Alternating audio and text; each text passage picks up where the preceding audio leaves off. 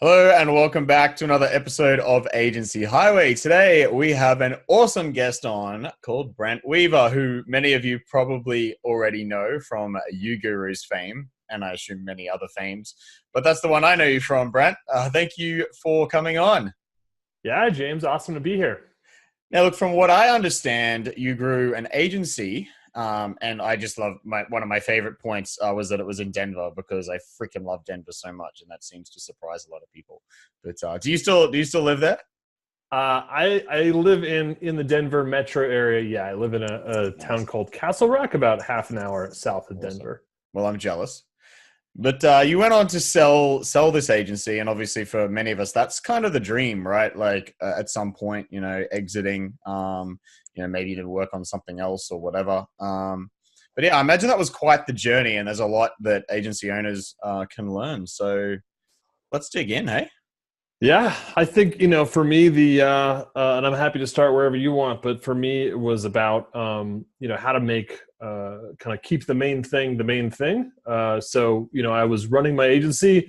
I loved serving our clients. I loved serving all the cool things that we did, but I started to find that I had this other passion to teach and coach and train people, and that I was really good at it. And we were getting a week wouldn't go by where we wouldn't get like a half a dozen thank you letters from all of these agency owners that I was sharing our information with. And, Nice. after looking at that for, about 2 years living in that space where all these people are telling me how much they appreciate what we're doing for their agency owners, I just kind of woke up one day and said, you know what, I want to go do that full time. I want to make that my main thing. And the path to doing that was selling my agency. Yeah, and I mean, I think we're kind of in a similar spot. Like my passion's more on the software side of things, like building stuff. Mm. But in the process, we've created a lot of content to help agency owners like this podcast, for example.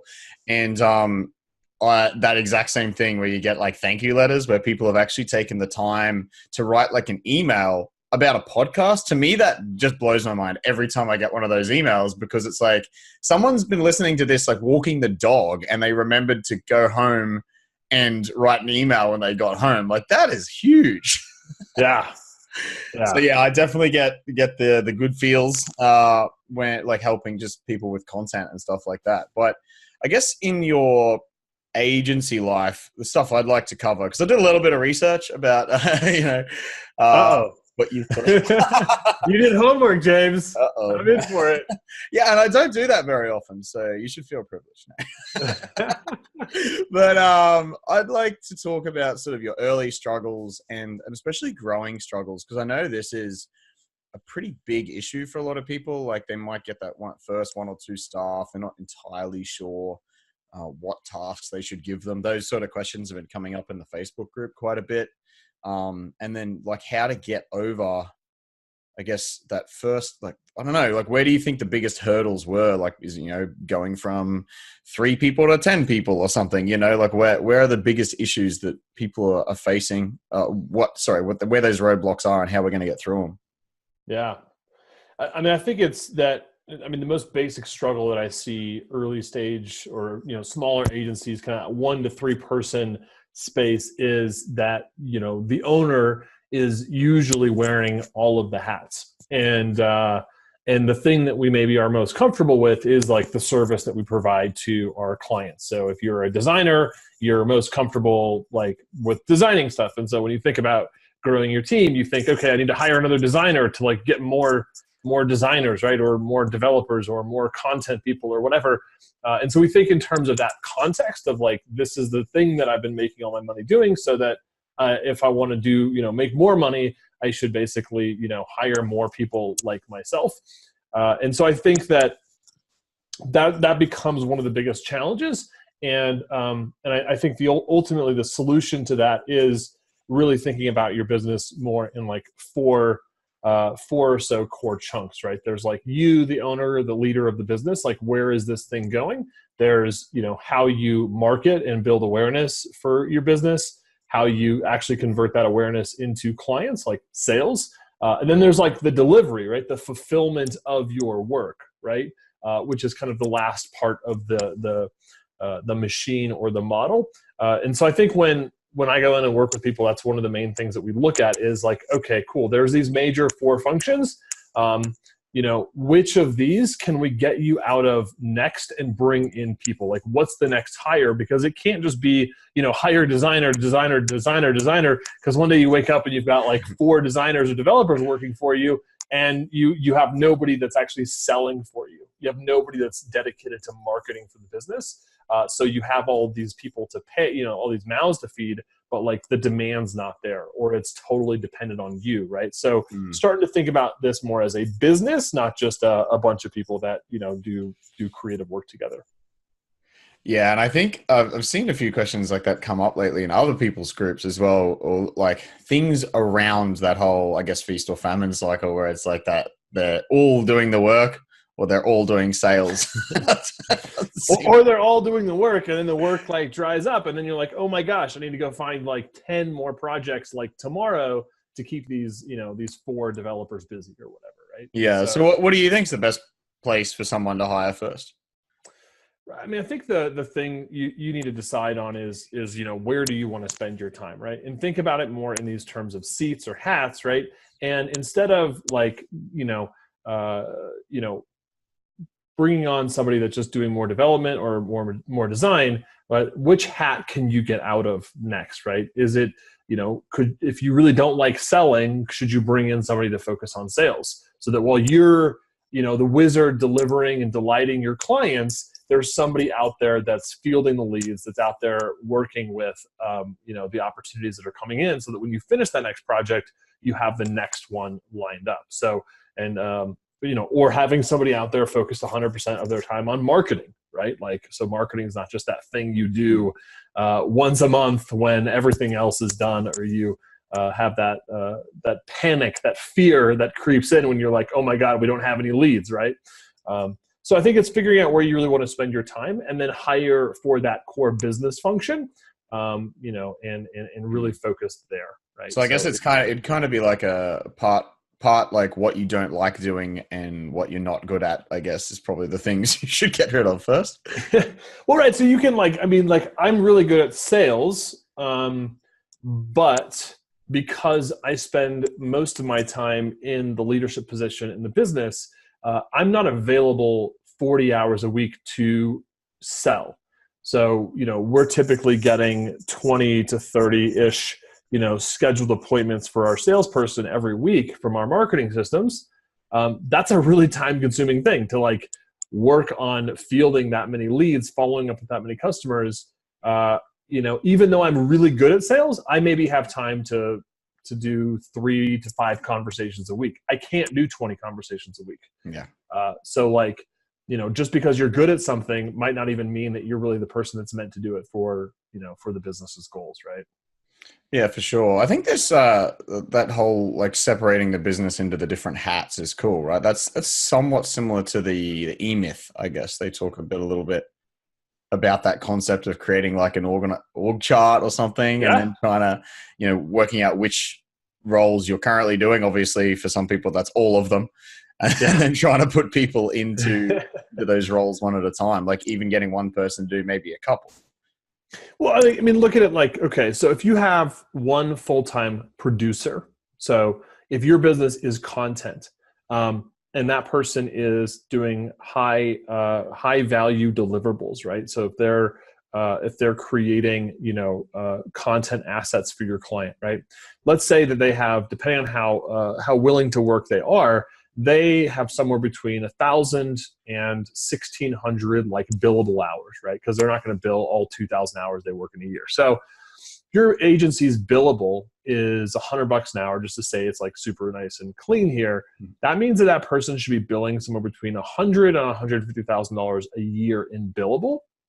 So if you have one content person or one designer or one developer and they're not producing at that level, that means that you probably have a marketing and sales problem, that they don't have a full enough pipeline to actually be at capacity. So I was talking to an agency the other day, and they had, like 3 full-time producers, yet the business was doing like sub $200,000 a year in revenue. So I'm looking at that going, wow, 3 full-time producers should be generating somewhere between $300,000 and $450,000 if your hourly is 150. Now, the crux of this was this agency's supposed hourly was 150. So the numbers get even worse, right? And so really what the problem was is it was a marketing and sales problem. They needed a dedicated resource to actually fill that pipeline so that they could be doing $500,000, $600,000, $700,000 in billable work with those 3 full-time people, right? So they were thinking to me like, Brent, we need to hire another developer. I'm like, no, you need somebody to be dedicated to marketing and dedicated to sales, and they will fill those people's schedules with awesome clients and awesome billable work.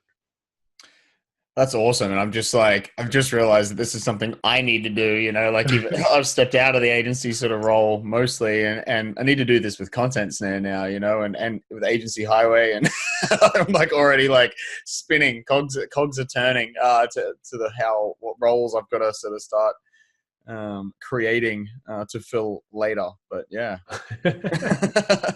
Now I'm like, I got to stop thinking about that. And the other thing that I'll say on this too is there's one, and this happens, this has come up a lot in our community, and it might be helpful for your audience, right? Is separate marketing from sales. So a lot of small agencies, they'll go out and hire a salesperson, and they will fail miserably at bringing on a salesperson because they hire somebody who's good at selling, and then they say, okay, go find leads. And, the salesperson's like, okay. Like, so they just do like basic non-leveraged activity. They start cold calling, right? They start calling people, blah, blah, blah, right? And they end up like failing or getting burned out because they're actually not good at generating leads. They're just good at selling, building relationships, rapport, finding need, finding problems, and actually closing the business, right? So you need to separate it out in your head. Like, cool, there's marketing. Like, marketing is a function in your business, and sales is a function. I showed my community a marketing person's calendar, and it was like open, like Monday through Friday. It was like open for like deep analytical build work, like building funnels, building, content calendars, building out content, building out Facebook ad funnels, all this kind of stuff. I showed them what a good salesperson's calendar looked like. And, Monday through Friday, it was like 36 appointments, right? It was like booked solid, right? You can't do deep, thoughtful marketing work if you're always on appointments, right? And so that's really what you want somebody who's focused 100% on demand gen and then focus on converting that demand into actual deals. That's freaking gold, actually. Is there a point that you think someone should look at hiring sales? Like, I know a big holdback for a lot of people I know is, I guess, how much they're making, and they just straight up can't afford to hire a salesperson. Like, is there a transition point you think makes sense? Like, I don't know whether it's revenue or something. Well, so, a dedicated salesperson should be generating, like, where the money makes sense is they should be responsible for somewhere between $500,000 and $1 million in annual revenue, right?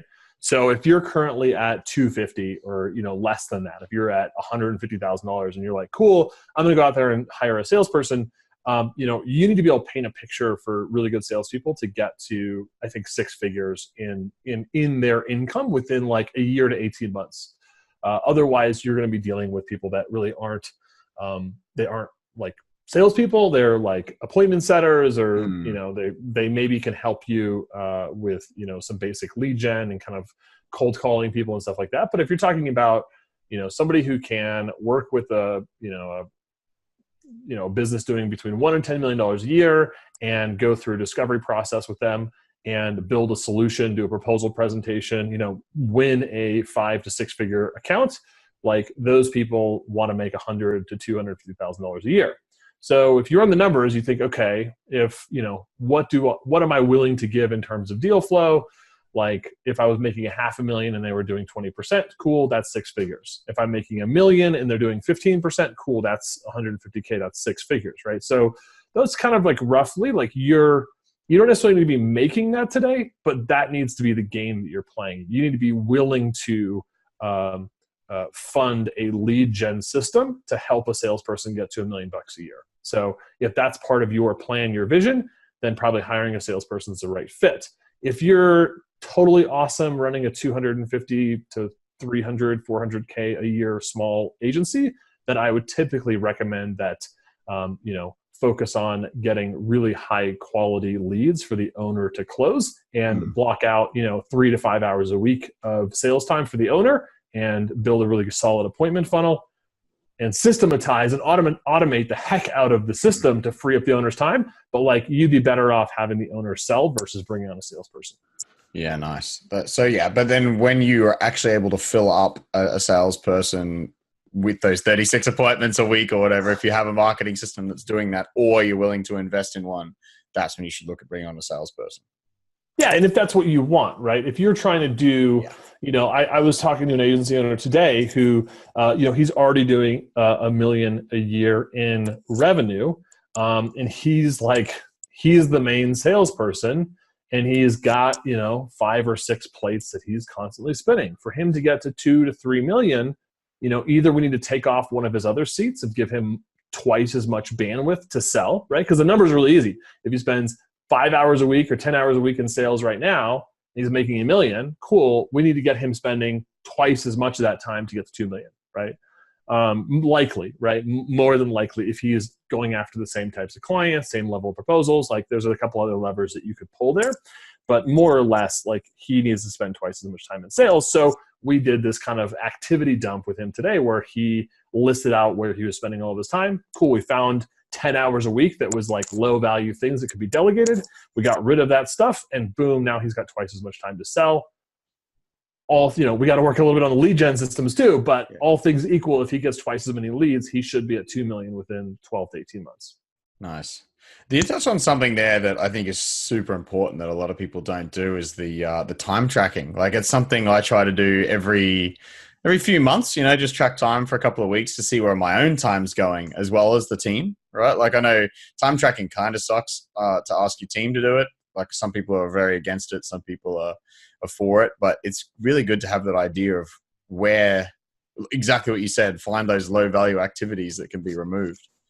Yeah. Yeah. So there's an interesting study out there. I don't know if you have ever been into like diet or nutrition, but there's this really interesting study that basically they looked at, the effect on people's diet if they simply log and track their food, right? Not like following any particular diet, not following any particular nutrition advice, but if we just actually ask people to log their food, will their diet improve, right? Will they lose weight? Will they achieve their goals by just simply logging their food?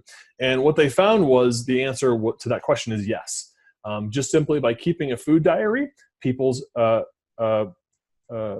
diet improves. Why? Because we all know what we should and shouldn't eat, right? Like, we don't need one more diet book to tell us that, like, that eating McDonald's is bad, right? So if 4 days in a row, you're like, cool, on the way home from work, I got, a double cheeseburger as a snack before I went home and ate dinner with my family. Like, cool, if I see that like 3 or 4 days in a row and I'm gaining weight, I could probably, like, subconsciously, without even thinking about it, go, yeah, I should probably stop doing that, right? We don't need to have a diet book to explain it to us, right? Yeah. So the same thing happens with time, is that if we simply journal our time, track our time, right? Journal, track, whatever you want to do, we actually are going to improve how we spend our time. We're going to just subconsciously, we're going to immediately see opportunities to improve our day and things like that. So easy, like, quick little tactic for your listeners is, you don't necessarily need to think about this in terms of tracking your time for the rest of your life. Wouldn't be a bad habit to get into, but it's not required. You could actually just track your time for like 2 weeks and kind of see if there's anything glaring. Hey, like, I didn't realize, but so this actually happened to me. I'll give you a quick little story, James. So I tracked my time, and I found out that I was spending about 20 hours of my week doing training and support with my existing clients. And this is probably back in 2008, 2009. I was like, holy smokes, I'm spending 20 hours. Like, no wonder we're not getting any sales, because I'm not out there selling, right? So I actually started looking into that, and I said, okay, well, one of my members of my team was pretty friendly, and he knew how to solve a lot of problems. So I was like, hey, you're now our support person. I bet about 10 hours of my week is going to go to you. So instead of me doing support for 10 hours, you're going to do support for 10 hours. And then basically with the training, I did the exact same thing. I took another one of our team members who was pretty good with the CMS that we were using at the time. And I said, cool, you're now going to be like the trainer. You're going to do all the client training. Whenever we have a training session, like you're going to master like this seat. Right. And I just like offloaded those things to my team members. They became busier and more useful in the business, but that doesn't really matter, right? Even if they weren't, like I have 20 hours now that I can go focus on business development. So what happened over the next 12 months? We literally doubled our revenue just because I now have 20 hours extra a week to sell and market and be out there meeting businesses, right? So, you don't necessarily need to track your time all the time, but if you find that you have, or you think that you're the bottleneck or that a team member's the bottleneck, it's a really good exercise to say, hey, like just keep a quick time journal. Like I'm not using this as a means to potentially fire you or whatever. Like I want to help you spend more of your time doing what's really valuable for the business and help you spend less of your time doing the things that are, that are not really giving you energy. For sure. I really like that concept of journaling too, like because time tracking kind of has that negative connotation for a lot of people. And because I've been interviewing a lot of people lately about a potential automation sort of course and consulting thing I'm going to do. And that's a question I ask everyone, like, do you track your time? Do you track your employees' time? And some people are like, no, I'd never do that. And okay, for agencies though, like if they're billing by the hour, true, or they're measuring their business in any way, shape, or form by budgeting, like, it'd be like a jewelry store saying like, it's cool, we're not going to track all of our gold inventory. Like, like if you're out there, like literally like if you're telling your clients like, hey, this is going to be a 30-hour project and you're like, and you're and you're not tracking your team's time, or they're not logging their time. Like if that's your agency's model, if you're building your estimates fixed priced based on some type of internal hours budget, or you're building your pricing model, whether you tell your clients that you're billing by the hour or not, if you're using time as a function of measurement in your business and you are not tracking that time within your business, you're the jewelry store that like doesn't care about inventory. So what happens is people are just like walking out the back with all the Rolexes, and you have no idea and you're oblivious. It's probably why your business is unprofitable. Yeah, nailed it. Brutal, but nailed it. So I was thinking of going on and talking about like growing struggles, as I've seen you've talked about that a little bit before, but I think it might be better to focus on winning bigger deals at this point, because I can sort of visualize people listening to this thinking, it'd be great to be able to fill, a salesperson with $1 million or whatever. Like that might be so far out of their reality to add $1 million revenue. That is probably going to require bigger deals, right? Than what they're currently doing. So yeah, I know that's a big topic of yours, right? So yeah, do you have any advice on just Brent, go solve in 6 seconds, right? How do you get bigger deals, right? I know this is a huge topic. I know it's huge, but like, do you have any, like, where should someone start, I guess, in making this transition? So a guy that I interviewed, Jonathan Stark, he has this phrase that I love, right? And so I'm going to pass it on to your audience. The first thing is kind of find expensive problems, right? So there's that part of it, right? So, but how do you find expensive problems, right? Well, first of all, you have to find people that have a lot of money, right? Like, I think we can just say like prerequisite for selling really big deals is finding people that have like really big pockets. And I'm not saying that in like we're going out there and finding people to take advantage of. Like, that's not what I'm talking about. Like, I'm saying like, okay, if you want to sell $100,000 project, let's say you're a web designer or a digital marketer, and you want a 6-figure account. Well, you have to kind of do the math, right? The Small Business Administration says that you should be spending 7 to 8% of your annual revenue on marketing. That's a rule of thumb across every industry. Every industry obviously is very different. Some spend more than that, some spend less than that. But let's just use that number as kind of a guide. Actually, let's just use 10% because that makes the math easier. Mm-hmm. So if you're talking about $1 million a year business, that means their annual marketing advertising budget is $100,000. So if you were to find a 7-figure business, it is possible if they spent 100% of their budget maybe a tiny bit more because we use that 7 to 8% number. So they're literally spending 100% or more of their marketing budget with you as a service provider.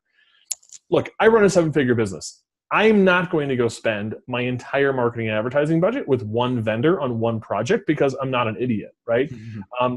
Likely, I'm going to spend, a small percentage on, let's say, a half a dozen to a dozen different initiatives, okay? So, would I spend $30,000 building my marketing website? Yeah, sure, I did, right? Would I spend $25,000 to $30,000 on the rebrand for my company? Yeah, definitely did that, right? Would I spend, we spent $250,000 in 1 year on Facebook ads, right? Like, just giving you guys some context of where a business has to be at for those types of budgets. If you're trying to get a $100,000 website or marketing project, like, you need to add some multiples to that. You probably need to be targeting businesses that are doing between $3 and $15 million. So if you're going to like the local chamber of commerce, like, hey, new business meetup, we just started our business yesterday. We're going to do, we're an MLM company and we just started selling Rodan and Fields yesterday, right? Like, you're screwed. Like, you're not going to find 6-figure projects, right? So you need to go where the money is at. Go where people that have money, like, I say real business owners, but that's kind of like, I don't know, that just sounds mean. But go to where more established businesses are, right? Maybe that means going to like conferences and expos where people to have a booth are spending $10,000, $20,000, $30,000, right? They're flying their entire sales team to Miami for 4 days, right? Like, those people have money and it might feel really uncomfortable. You might be overwhelmed with being in a room with like so much craziness going on, but like, you got to go where the money's at, right? That's like the number one thing that you have to do. And then assuming that you're going to where the money's at, you're able to build relationships with people, enough trust and credibility to where they'll actually allow you to find some expensive problems, as Jonathan Stark says. Then you have to have a sales process. You need to sell like a pro, right? You can't be like, oh, hey, we should follow up and talk sometime and, maybe you could hire, it's like, no, you need to be like, cool, like, let's jump on a call. Let's see if we can do a quick needs assessment with you. And, if it seems like we have, we're in the same ballpark, then we're going to go into our discovery process where we're going to go through and, achieve X, Y, and Z outcome. Usually it takes between 3 and 6 meetings. Like, we'll fly to you, you cover expenses. Awesome. Cool. Check the box. We'll present a proposal and a solution to you. If it looks good, we'll move forward, right? I mean, you have to have some kind of series of interactions to build value, trust, and credibility. And you need to lead the way and direct how that process is going to happen and kind of act like you've done it before, right? Because somebody's not going to write you a $100,000 check if it seems like you're their first go, right? True, but I guess that's like another topic there with the confidence and I don't know. Part of me thinks that you should just, like, if you haven't done that before, you should just give it a go and make a fool of yourself and realize it's not a big deal. Well, look, I mean, so totally. So, I mean, the very first proposal that I ever submitted was a high 5-figure deal. And I was if you want to talk about a story, like, I mean, in the moment, I thought I was doing everything right. In retrospect, I did everything painfully wrong. And I fell flat on my face and just totally lost the deal, right? Like, I mean, I could go into like, it was this nonprofit out in California. I do want to hear the story, by the way. Yeah, a friend of mine worked there, right? So we literally had the inside edge. And, he told us exactly what they wanted to hear. And he gave us the questions that we were going to be asked in the pitch meeting ahead of time. And like, literally, he was like our inside angel, right? This organization happened to be, so first of all, we wrote the proposal before we ever went into our meeting with them. Like, they gave us an RFP. We wrote the entire proposal before we ever went on site with them and actually did any kind of discovery and needs assessments. I went into we had one-on-one meeting with them, and, it happened to be with this organization that was, it's called the California Coalition Against Sexual Assault.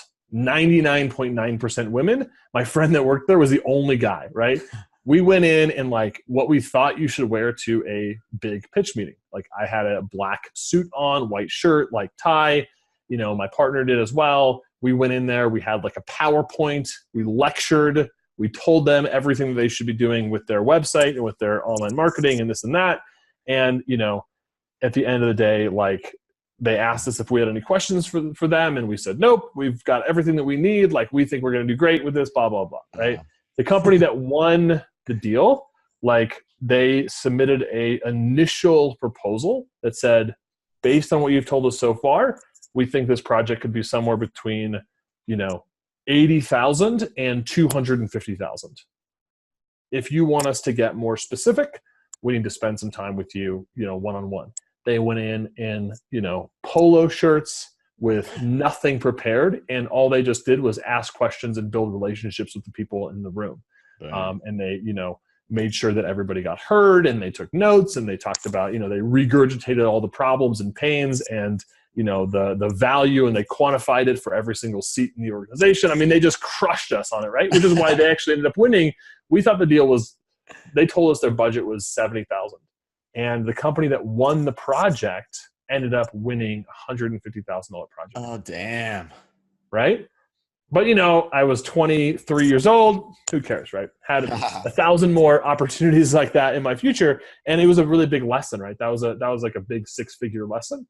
Yeah. And it was definitely painful. We found out, like, we went in for the big pitch, and we found out, like, later that evening, my friend came home. We were staying at his house, and he came home, and, you know, we were already celebrating because we thought we won the business. And he was like, no, guys, you lost. And so.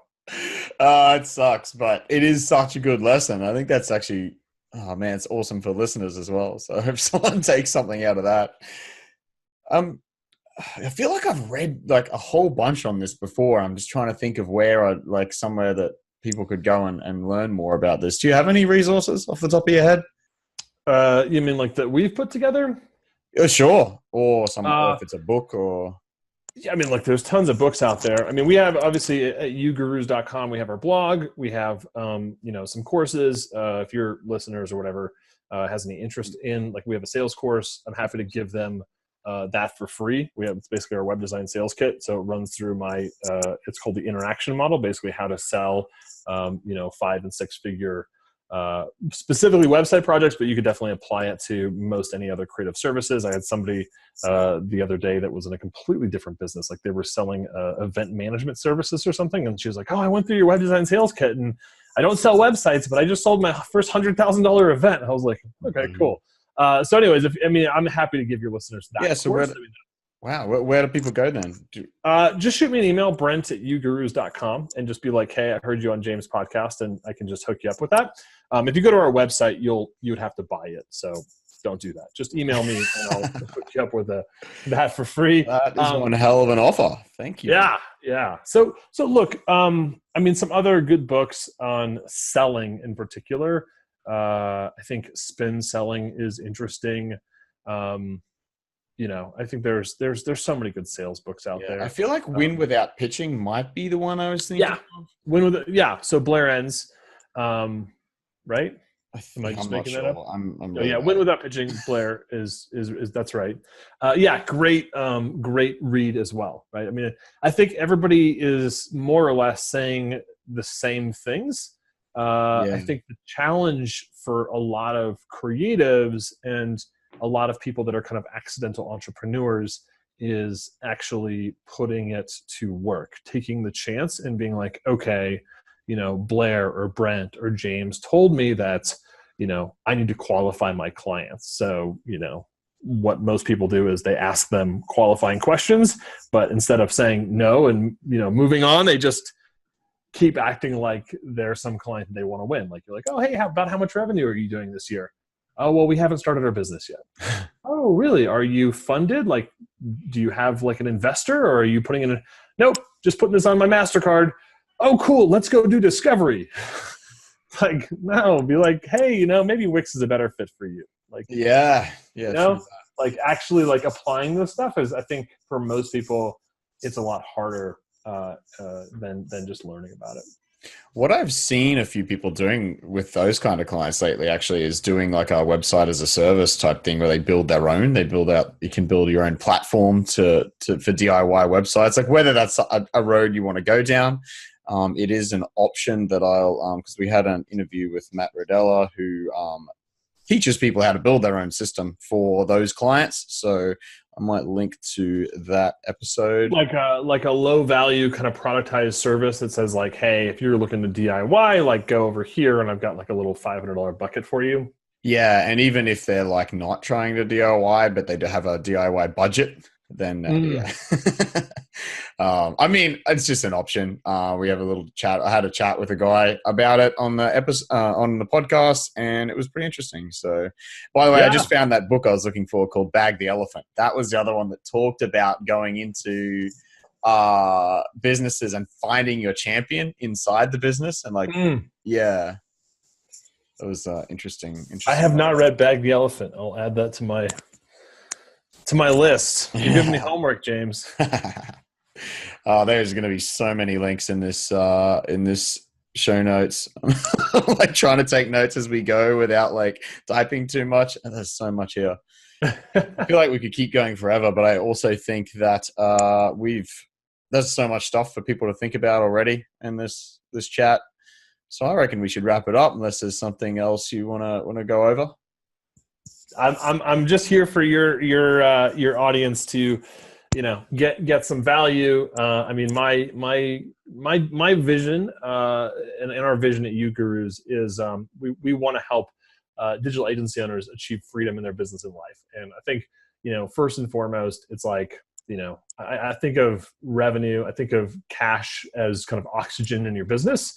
So a lot of times we focus our energies there first is like, do you have enough money coming in the door that you can pay yourself a market-based wage? If the answer to that question is no, then we need to focus almost exclusively on marketing and sales systems. If you do have some, you're making good money, but you're like stressed out to like the nth degree and you're not actually having fun with your business, like cool, we need to work on like your delivery and fulfillment systems. And like, if you're growing your business and you feel like you have people that are working for you that don't share your vision and don't really, align with what you want to accomplish, then we might need to do some work on like leadership and stuff like that. But like freedom for me is really all about that, like time, money, passion, right?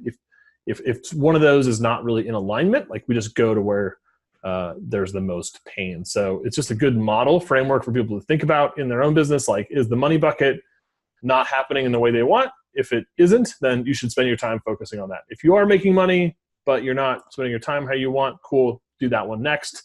And then like that passion is kind of where I say third, because have you ever seen like Maslow's hierarchy of needs? Right? Yeah. Like you have self-awareness at the top and like basic food and security at the bottom. Like cool. Like passion for me, like let's figure that out once we have like the money right, the time right, then we can focus on like, hey, let's align and split the market or your services in a way that really fulfills you, and do that kind of in the last order. Nice. Love it. So yeah, and I can vouch for UGURUS training courses because I have seen the inside, and you guys have so much stuff in there that to help people pretty much any point along the journey, from what I can tell. Yeah. I mean, we have a bunch. We do like weekly with our community. We do like weekly workshops and webinars. You multiply weekly by 5-6 years and you start to get some like lots of content, right? So that's probably one of the big things internally that we're spending a lot of time on right now is how to get our newest customers, the people that are joining like this week, to the right material so that they're focused on they're focused on learning what's important in their business today, not what they think they might need in like 18 months. Right. And so that's like one of the biggest challenges kind of back of the house for us right now is, we have hundreds of trainings, and how do we make sure that when somebody is coming in that's brand new, like knows where to go, knows what to get first, because that can be a big challenge, right? We don't want somebody just like inundating themselves with like 3 months of training that's not actually solving their problems today.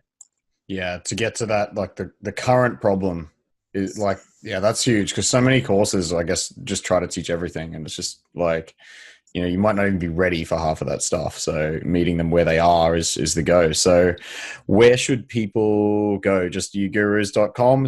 Email you, obviously, Brent at ugurus.com, just in case you don't know that's UG. UGURUS.com. And sorry, I think I just talked over my own URL. So that's awesome. Yes, you can check out our website, UGURUS.com, UGURUS.com. We also have a podcast. So we just published our 90th episode. So you can check that out. If you guys dig podcasts, obviously you're listening to James' podcast right now. So if you want more good podcast stuff, we've got some amazing guests on there that have just, there's some fantastic people. I think we've had some similar guests as you as well, James. And yeah, if you want that course, shoot me an email, Brent@UGURUS.com. That is one hell of an offer, and I will be promoting the heck out of it. And hopefully just crush my email box, James. Yeah, that's the plan. make me feel, make me regret giving out my personal email on your podcast. That is absolutely the plan. Thank you for coming on, Brent. This has been freaking awesome. James, my pleasure.